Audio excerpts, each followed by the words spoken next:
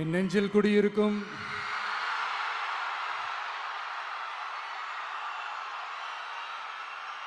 கரூர் சொந்தங்கள், உங்கள் அனைவருக்கும் என்னுடைய வணக்கம்.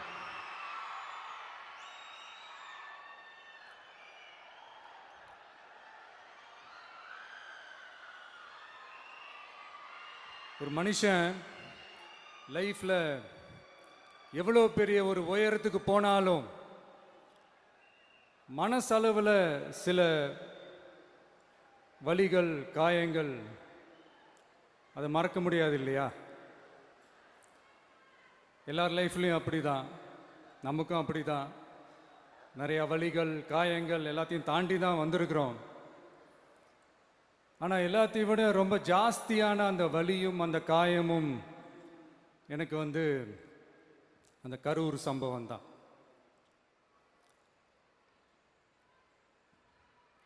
மக்களை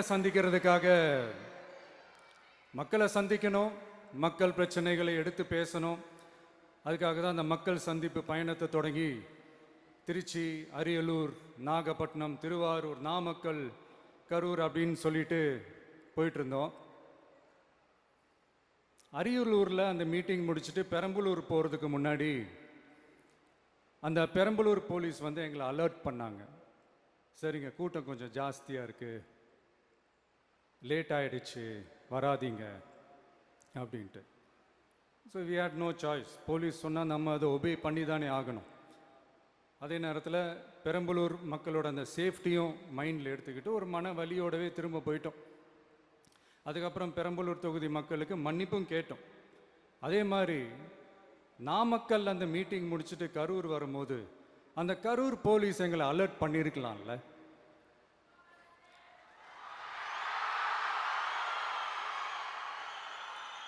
இல்லை சார், இங்கே எதிர்பார்த்ததை விட கொஞ்சம் கூட்டம் அதிகமாக இருக்குது, கண்ட்ரோல் பண்ண முடியல, வராதிங்க. அண்ட் போலீஸ் நினச்சா அவங்க அந்த மீட்டிங்கே கேன்சல் பண்ணலாம். ஏதோ தப்பாக இருக்குது, ஏதோ தப்பாக தோணுது அப்படின்னு நினச்சிட்டாலே they have all the rights to cancel the meeting. எங்ககிட்ட கேட்கணும்லாம் ஒன்றும் அவசியமே கிடையாது. ஆனால் அதையெல்லாம் எதுவுமே செய்யாமல் அந்த ஹைவேல இருந்த அந்த ஸ்பாட்டுக்கு போலீஸே எங்களை உள்ளே கூட்டிகிட்டு வந்து விட்டு அந்த நாடகம்லாம் இருக்கு பாருங்க.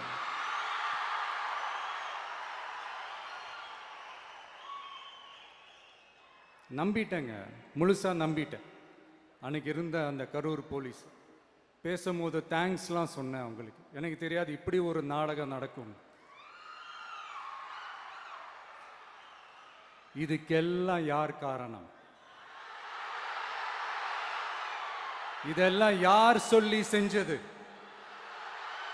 இப்படி பண்ணுங்க, அப்படி பண்ணுங்க, சப்போஸ் அப்படி நடந்தா இப்படி பண்ணுங்க, சப்போஸ் இப்படி நடந்தா இந்த மாதிரி இன்ஸ்ட்ரக்ஷன்ஸ்லாம் கொடுத்து அந்த பிரஷர் போடுறது யாரு?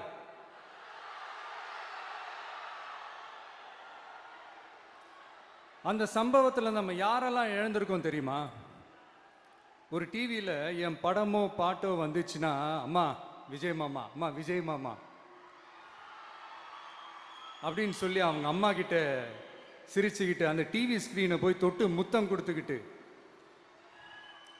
என் அக்கா தங்கச்சிங்களோட தங்க பிள்ளைகளை இழந்திருக்கோம்யா. மழலை கூட சரியா வராதப்போ ஒரு பேப்பர் மேகசின்ல என் போட்டோவை பார்த்தா அதை சிரிச்சுக்கிட்டு அந்த கள்ளங்கபடம் இல்லாத அந்த சிரிப்பு, அந்த கடவுள் மாதிரி இருக்கிற அந்த பச்சை பிள்ளைங்களை இழந்திருக்கோம்யா. என் அக்கா தங்கச்சி, அண்ணன், தம்பி, குடும்ப உறவுகளை இழந்து அந்த வலியோட இருக்கிற என்ன நீங்க ஏளனமா பேசுறீங்களா? என் மேல பழிய தூக்கி போடுறீங்களா? இப்படி ஒரு சம்பவம் நடந்துருச்சு. இது ஏன், எதனால, அதுக்கான பின்னணி என்னன்ட்டு அந்த வலியோட வீட்டில் உட்கார்ந்துட்டு இருக்கிற ஓடி ஒளிஞ்சிட்டான்னு வர சொல்றீங்களா? வாயின்னு முன்ன இருந்தா என்ன வேணாலும் பேசுவீங்களா?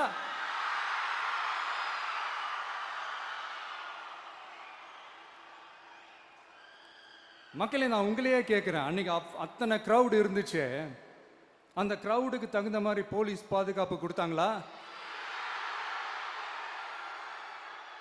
இந்த இடத்தை எடுத்துக்க சொல்லி நாங்க தான் சொன்னோம்னு ஒரு போலீஸ் ஆபீசர் பேட்டி கொடுக்கிறாரு. அதுக்கு என்ன அர்த்தம்? இவ்வளோ வலி, இவ்வளோ காயங்கள் கொடுத்துட்டு பழிய தூக்கி நம்ம மேல போட்டுட்டு அதுல ஒரு அரசியல் ஆதாயம் தேடுறீங்களேயா? இதுல வாய் கூசாம சட்டசபையில ஸ்டாலின் சார் நம்ம மேல திருப்பி விட்டு அங்க ஒரு அரசியல் செய்றாரு. அதுக்கு என்ன அர்த்தம்? நமக்காக வந்திருக்கிற மக்களை காக்க வைக்கிறதுக்கு நான் ஒன்றும் ஆதாயம் தேடுற அரசியல்வாதியெல்லாம் கிடையாது. மக்களுக்காக அரசியலுக்கு வந்தவன் இந்த விஜய். எனக்காக எல்லாமும் கொடுத்த என் மக்களுக்காக எல்லாத்தையும் விட்டுட்டு மக்களுக்காக மட்டுமே அரசியலுக்கு வந்தவன் இந்த விஜய்.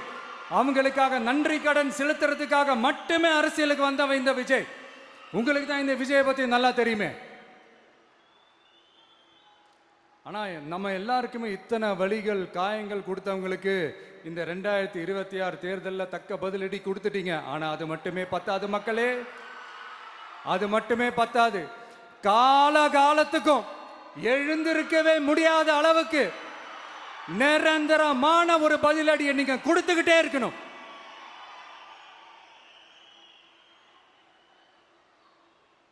இப்படிலாம் பண்ணா நான் மக்களை விட்டு ஓடிடுவேன் நினைப்பா? யார் என்ன ஓடினாலும் நான் மக்களை விட்டு எல்லாம் ஓட மாட்டேன். அன்னைக்கும் சொன்னேன், இன்னைக்கும் சொல்றேன், நாளைக்கும் சொல்றேன், தில்லா சொல்லுவேன், கெத்தா சொல்லுவேன். பணமா ஜனமா அப்படின்னு கேட்டா என் ஜனம் தான் எனக்கு முக்கியம்.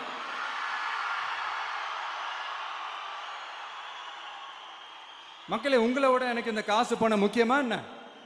இவ்வளோ குறைகள் நம்ம மேல சொல்றாங்களே, இப்ப நான் சொன்ன மாதிரி அவங்களால ஓப்பனா சொல்ல முடியுமா? அந்த தில்லு இருக்கா, திராணி இருக்கா? ஒரு கிடையாது. ஆனா நம்ம மக்கள் அமைச்சு கொடுத்த நம்ம அரச குறைகள் மட்டும் டிசைனா மாடல் மாடலா குறைகள் மட்டும் சொல்லுவாங்க. ஒவ்வொரு டிபார்ட்மெண்ட்லயும் அந்த பார்ட்டி ஃபண்ட், அந்த கட்சி நிதின்ற பேர்ல அடிக்கிற கொள்ளையெல்லாம் இந்த தீய சக்தியா இருக்கட்டும், தீந்து போன சக்தியா இருக்கட்டும், ரெண்டு பேரும் மாறி மாறி இதே தான் செஞ்சிட்டு இருக்கிறாங்க. இதுல ஒரு ஹைலைட் காமெடி என்னன்னா, சட்டசபையில் பேசும்போது பார்ட்டி ஃபண்டுன்னு தான் சொன்னேன். அது எந்த பார்ட்டி, என்ன ஃபண்டு, யாரு, என்ன பேரு எதுவுமே சொல்ல. பார்ட்டி ஃபண்டுன்னு சொன்னவனை எடுத்தாங்க பாருங்க ஒரு ஓட்டம். எனக்கே ஃபர்ஸ்ட் புரியல, ஏன்பா ஓடுறாங்க? அப்படி என்ன நம்ம இப்போ சொல்லிவிட்டோம்? அதான் அந்த குற்றம் உள்ள நெஞ்சுக்கு தான் குறுகுறேங்கும். இது எப்படி இருக்கு தெரியுமா? எங்க அப்பா பீரோக்குள்ள இல்லை, எங்க அப்பா பீரோக்குள்ள இல்லை அப்படின்னு சொல்ற மாதிரி. ஐயோ, ஏன் கேட்குறீங்க? இவங்களோட செம்ம கூத்தா இருக்குங்க, செம்ம ஃபன்னா இருக்கு. சென்னையில் ஒரு பாலம் கட்டுறதுக்காக நார்மலாக ஆகிற செலவை விட அதிக செலவில், கிட்டத்தட்ட டபுள் மடங்கு செலவில் ஒரு டெண்டர் ஒன்று விட்டுருக்குறாங்க. அதையெல்லாம் தோண்டி எடுத்து அதெல்லாம் இப்போது கண்டுபிடிச்சி கேன்சல் பண்ணியிருக்கிறோம். இன்னும் எத்தனை கோடி ஊழல், எத்தனை லட்சம் கூடல் தோண்ட தோண்ட வருமோ எங்களுக்கே தெரில. ஒவ்வொரு முகமுடியாக கிழியுது. ஐயோ, இந்த விஜய் ஒவ்வொரு கதையா எடுத்து வெளியில விட்டுருவான் போலேன்ட்டு திரும்புற பக்கம்லாம் கதறல் கதறல் கதறல். காதலேருந்து ரத்தம் வராத குறை. ஆமா, இப்படி ஊழல் ஊறி போனவங்க இப்படிதான் இருப்பாங்க. இந்த 50-55 நாட்கள்ல அங்க செஞ்ச சில விஷயங்கள் சட்டசபையிலே எடுத்து சொன்னேன். பட் இங்க ஒரு சில விஷயங்கள் சொல்லணும்னு நினைக்கிறேன். இந்த மின்சாரத்துறையில் இதுக்கு முன்னாடி போட முடியாமல் இருந்த அந்த பதவி உயர்வை இப்போதான் எங்களால் போட முடிஞ்சுது. அதுக்காக ஒரு அக்கா அழுதுகிட்டே ஒரு நன்றி சொன்னாங்களே, அதெல்லாம் உங்க கண்ணில் படாது அந்த வீடியோலாம் குறை சொல்றவங்களுக்கு. அடுத்து லஞ்சம்லாம் ஒழிக்க முடியாது, ஊழல்லாம் ஒழிக்க முடியாது, அதெல்லாம் பிளட்டிலேயே ஊறி போய் இருக்கு அப்படின்னு சொன்னவங்க போய் ஒவ்வொரு கவர்மெண்ட் ஆஃபீஸா பாருங்க. ஒரு பைசா லஞ்சம் இல்லை, ஒரு பைசா ஊழல் இல்லை. வேலையெல்லாம் சும்மா டக்கு டக்கு டக்குன்னு நடக்குது. ஒரு பெரியவர் ஒருத்தர் சொல்றாரு, தம்பி வேலையெல்லாம் நடக்குது, ஆனா அதையும் தாண்டி எங்களுக்கு மரியாதை கொடுக்குறாங்க தம்பி, உட்கார வச்சுலாம் பேசுறாங்க. இதெல்லாம் இதுக்கு முன்னாடி நடந்ததே இல்லை. அவனை போய் பாரு, இவனை போய் பாரு, இந்த ஆபீசரை போய் பாருன்னு சொல்லி அலைய விடுவாங்க. இப்ப லஞ்சம் இல்லை, ஊழல் இல்லை, வேலையெல்லாம் உடனே நடக்குது. மக்கள் அப்படி ஒரு பெருமூச்சு ஒன்று விடுறாங்க. அதை பார்த்து நமக்கு அப்படி ஒரு ஹாப்பினஸ். இதுக்கு மேல என்ன வேணும்? ஏன் இதெல்லாம் பண்ண முடியாது? மனசுன்னு ஒன்று இருந்தா பண்ணலாம். இப்ப பண்ணல, அதே மாதிரி இந்த எல்என்டி நிறுவனத்தோட 18,600 crore-க்கு 3 திட்டங்கள் அந்த ஒப்பந்தம் அந்த கையெழுத்து போட்டிருக்கிறோம். கிட்டத்தட்ட 8,200 பேருக்கு வேலை வாய்ப்பு. நான் சொல்கிறது அந்த 3 மாவட்டத்தை சேர்ந்தவங்களுக்கே அவ்வளோ வேலை வாய்ப்பு. குறுவை சாகுபடிக்காக 134 கோடியில் அந்த சிறப்பு தொகுப்பு திட்டம் அறிவிச்சிருக்கிறோம் நம்ம விவசாயிகளுக்காக. இப்போவும் சொல்கிறேன், நம்ம விவசாய பெருமக்களே, உங்களோட இந்த அரசு கூடவே நிற்கும். பெண்கள் பாதுகாப்புக்காக சிங்கப்பெண் அதிரடி படை, அது உங்களுக்கு நல்லா முன்னாடியே தெரியும். வரப்போகிற அறிஞர் அண்ணா அவர்களுடைய பிறந்த நாளில் உங்கள் அண்ணனுடைய அரசில் தாய் மாமன் தங்க மோதிர திட்டம் அறிவிக்கப்படும். இதெல்லாம் கேட்டாங்களே, வாக்குறுதி கொடுத்தீங்களே, என்னாச்சு என்னாச்சுன்னு. இந்த தீய சக்தி மாதிரி ரியல் தாய் மாமன்லாம் கிடையாது, ரியல் தாய் மாமன். எப்படி ரியல் தாய் மாமன்.